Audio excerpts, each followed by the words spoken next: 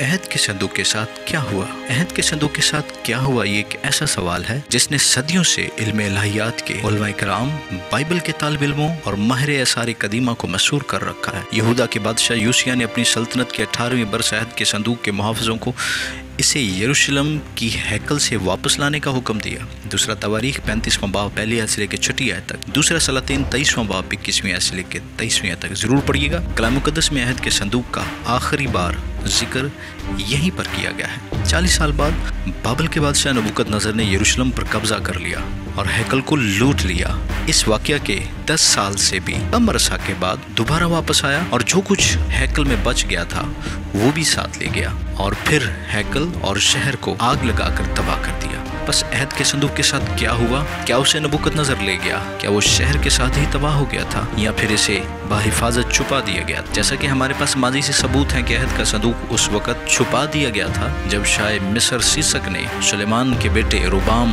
के दौर में हैकल को लूटा। सबूत के तौर पर इसलिए क्योंकि अगर सीसक अहद के संदूक को ले गया होता तो यूसिया लावियों से क्यों कहता कि इसे वापस लाओ? अगर अहद का संदूक मिस्र में होता तो लापता अहद के संदूक को लूटने वालों की साजिश के बाद ये लावियों के पास ना होता और इसी वजह से वो इसे वापस न ला सकते। दिलचस्प बात है कि मुकाशवा 11वां बाब 19वीं आयत अहद के संदूक के आसमान पर होने का जिक्र करती है और खुदावंद का जो मकदस आसमान पर है वो खोला गया और उसके मकदस में उसके अहद का संदूक दिखाई दिया। बिजलियां और आवाजें और गरजें पैदा हुई और भूचाल आया और बड़े औले पड़े।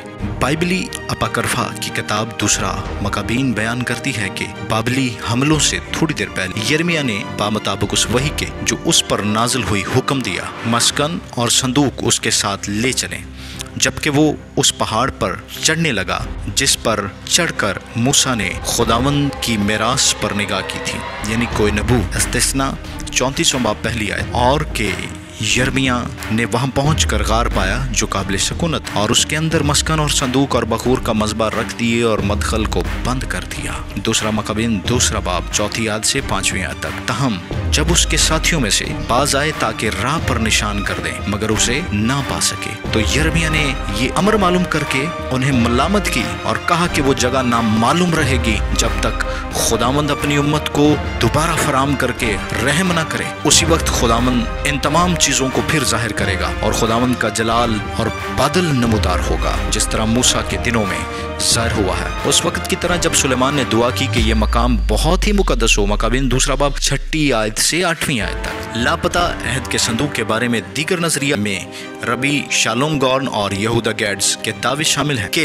इसे हैकल के पहाड़ के नीचे छुपाया गया था और इससे पहले के नबूकदनज़र से चुराता इसे वहां दफन कर दिया गया था। बदकिस्मती से हैकल का पहाड़ अब मस्जिद अक्सा का हिस्सा है जो एक इस्लामी मुकद्दस जगह है और मकामी मुसलमानों की आबादी उस मकाम पर खुदाई की इजाजत नहीं देती। लिहाजा हम मालूम नहीं कर सकते कि आया रबी गॉर्न और गैड्स दुरुस्त हैं या नहीं। दीगर मुफस्सरीन खोजकार वेंडल जॉन्स यकीन रखता है कि कुमरान के गार से मिले बैर मुर्दार के तुमारों में से एक पचीदा मसनूई पीतल का तुमार दरअसल मुख्तलिफ इकसाम के नक्शों का एक खजाना है जो कि बाबलियों के आने से पहले हैकल से लिए गए। उन कई एक साबका खजानों के मकाम की तफसील बताता है जिनमें लापता अहद के संदूक का भी जिक्र है। अभी इन चीजों पर गौर करना बाकी है कि आया ये बात सच है या नहीं, क्योंकि अभी तक कोई भी शख्स इस तुमार में दर्ज करदा जरूरी जोग्राफियाई निशानात के मकामात की तलाश करने में कामयाब नहीं हुआ। दिलचस्प बात यह है कि कुछ उलमाए कराम कयास करते हैं कि पीतल का तुमार दरअसल दूसरा मकाबीन दूसरा बाब 1 और 4 आयत में पेश करदा रिकॉर्ड हो सकता है जो ये बयान करता है कि यिर्मयाह ने अहद के संदूक को छुपाया। अगरचे ये एक दिलचस्प मफरूजा है लेकिन ये आज के दिन तक गैर मुसद्दका ही है। साबका मशरकी अफ्रीका नामा निगार माहिर मुआशिया ग्राहम हाकॉक ने 1992 में the sign and the seal quest for the lost ark of the covenant के इनवान से किताब शाया की जिसमें उसने दलील दी कि अहद के संदूक को इथोपिया के कदीम शहर एक्सोम के एक चर्च सेंट मैरी ऑफ जायन में छुपा दिया गया था। BSI इंस्टीट्यूट खोजकार रॉबर्ट कार्नॉक भी ईमान रखता है कि अहद का संदूक एक्सोम में ही हो सकता है, ये भी अभी तक वहां किसी को नहीं मिल सका।